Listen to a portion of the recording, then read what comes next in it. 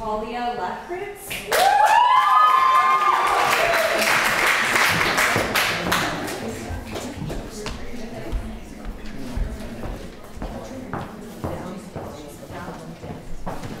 My buzzword is panda, just so you hold. Ow, ow!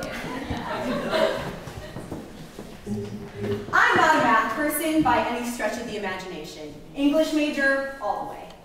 But this year, I decided to push myself when it came to fulfilling my lab requirement for Barnard's 9 Ways of Knowing. I decided to be a little adventurous. I wasn't gonna settle for dissecting pigs in biology or begging my Facebook friends to take a million surveys for psychology. No. I was going to study astronomy. It sounded very romantic and alluring, and not gonna lie, I was partially inspired by Harry Potter. So I talked to some more experienced seniors, and they assured me that the math wasn't that bad and the labs were certainly manageable.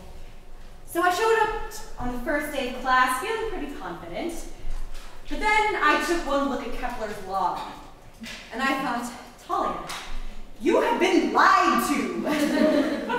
I couldn't calculate the eccentricity of an ellipse. I couldn't tell you what time it is in New York City if New York is, just very confusing. So I could go on and on. Basically, the North Star has to do with navigation, and I didn't get any of it. I would spend hours and hours on my homework and feel like I was lost in space. But then I went home for a weekend to Mequon, Wisconsin, where the stars are actually visible. And I was walking back from synagogue with my dad on a Friday night, and I looked up at the sky, and I stopped.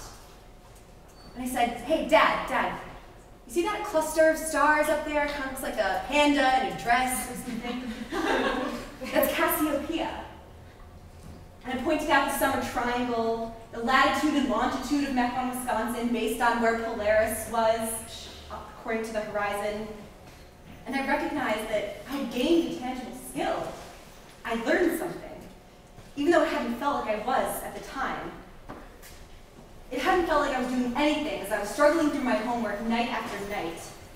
But that was because I hadn't taken a moment to stop and look at things literally in a different light, and look back and realize how much I had actually accomplished, how much I had learned.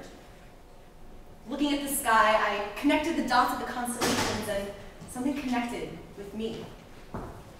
For centuries, the stars have served as a navigational tool for explorers lost at sea. And now I can add my name to that illustrious list of people who set out on uncharted waters.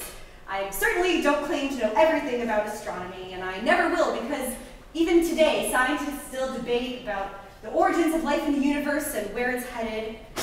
But I know more than I did before, and I'm learning more because I have another semester of this to go. And that, to me, is out of this